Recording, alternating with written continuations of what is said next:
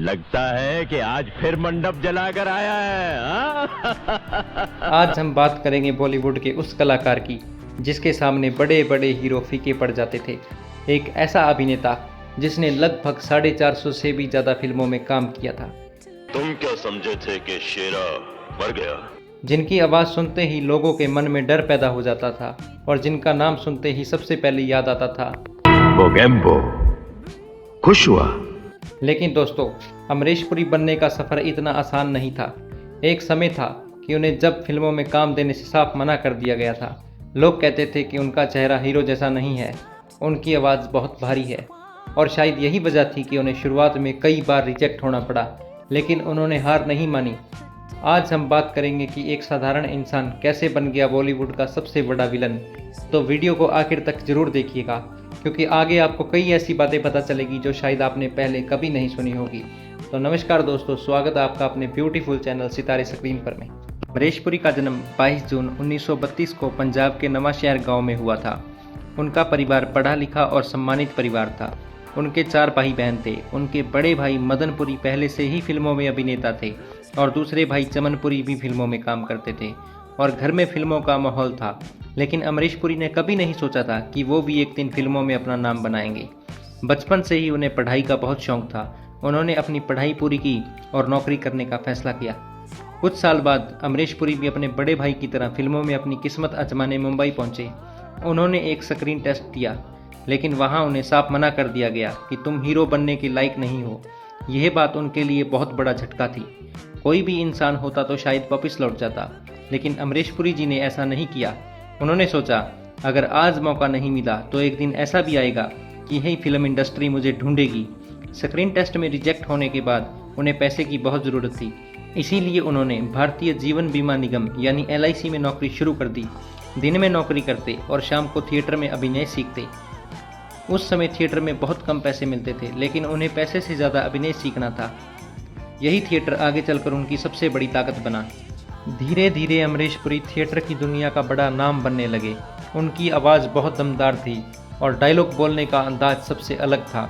उनके चेहरे के भाव इतने शानदार थे कि दर्शक उन्हें देखते ही रह जाते थे। यहीं से लोगों को समझ आने लगा कि यह इंसान एक दिन बहुत बड़ा अभिनेता बनेगा। लेकिन फिल्मों में सफलता अभी भी उनसे काफ़ी दूर थी। अब आएगा कहानी में नया मोड़। आखिर उन्हें अपनी पहली फिल्म कैसे मिली, उन्होंने फिल्मों में छोटे छोटे रोल कर अपनी पहचान कैसे बनाई और फिर कैसे बॉलीवुड के सबसे बड़े विलन बन गए। कई साल थिएटर में काम करने के बाद आखिरकार अमरीश पुरी को फिल्मों में छोटे छोटे रोल मिलने शुरू हुए। शुरुआत में आसान नहीं था।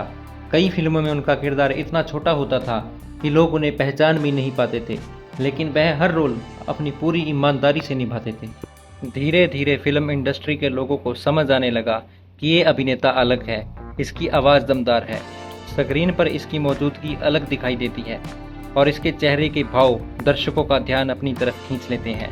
1970 और 1980 के दशक में अमरीश पुरी को लगातार फिल्मों में काम मिलने लगा। उन्होंने सिर्फ हिंदी फिल्मों में ही नहीं, बल्कि पंजाबी, मराठी, कन्नड़, तमिल, तेलुगु जैसी कई फिल्मों में एक्टिंग की। लेकिन उनकी ज़िंदगी का सबसे बड़ा मोड़ साल 1987 में आया, जब निर्देशक शेखर कपूर फिल्म बना रहे थे मिस्टर इंडिया। तब उन्हें एक ऐसे विलन की तलाश थी जिसे देखकर दर्शक सचमुच डर जाएं। कई नामों पर विचार हुआ, लेकिन आखिरकार यह किरदार अमरीश पुरी को मिला। इसके बाद जो हुआ इतिहास बन गया। मोगेम्बो। खुश हुआ। यह सिर्फ एक डायलॉग ही नहीं रहा, बल्कि भारतीय सिनेमा का सबसे मशहूर डायलॉग बन गया। आज भी बच्चे से लेकर बुजुर्ग तक याद रखते हैं। मिस्टर इंडिया की सफलता के बाद अमरीश पुरी बॉलीवुड के सबसे बड़े विलन बन गए। लगभग हर बड़ा निर्देशक उन्हें अपनी फिल्म में लेना चाहता था। उन्होंने अमिताभ बच्चन, धर्मेंद्र, सनी देओल, अनिल कपूर, जैकी श्रॉफ, शाहरुख खान, सलमान खान, आमिर खान और अजय देवगन जैसे लगभग हर बड़े अभिनेता के साथ काम किया। गदर फिल्म में अशरफ अली, करण अर्जुन में ठाकुर दुर्जन सिंह, कोयला में राजा साहब, नायक फिल्म में मुख्यमंत्री बलराज चौहान और दिलवाले दुल्हनिया ले जाएंगे में चौधरी बलदेव सिंह जैसे किरदार आज भी लोगों के दिलों में बसे हुए हैं। बहुत कम लोग जानते हैं कि अमरीश पुरी ने हॉलीवुड की एक film Indiana Jones the Temple of Doom में भी काम किया। इस फिल्म में उनके अभिनय की दुनिया भर में तारीफ हुई। अब बात करते हैं उस किस्से की जिसकी वजह से आज भी लोग उन्हें याद करते हैं। कई इंटरव्यू में अभिनेता और लेखक सौरभ शुक्ला ने बताया है कि अमरीश पुरी की एक आदत थी कि वो कई बार फिल्म में हीरो से भी ज़्यादा फीस की मांग करते थे। यह उनकी पहचान बन गई। हालांकि ये बात हर फिल्म में लागू नहीं होती, लेकिन इंडस्ट्री में यह किस्सा बहुत मशहूर है। इतनी सफलता मिलने के बाद भी अमरीश पुरी ज़मीन से जुड़े हुए इंसान थे।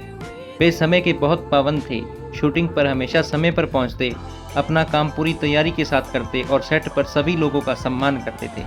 उनका मानना था कि अभिनेता की सबसे बड़ी पहचान अनुशासन होता है और 12 जनवरी 2005 को अमरीश पुरी इस दुनिया को हमेशा के लिए अलविदा कह गए।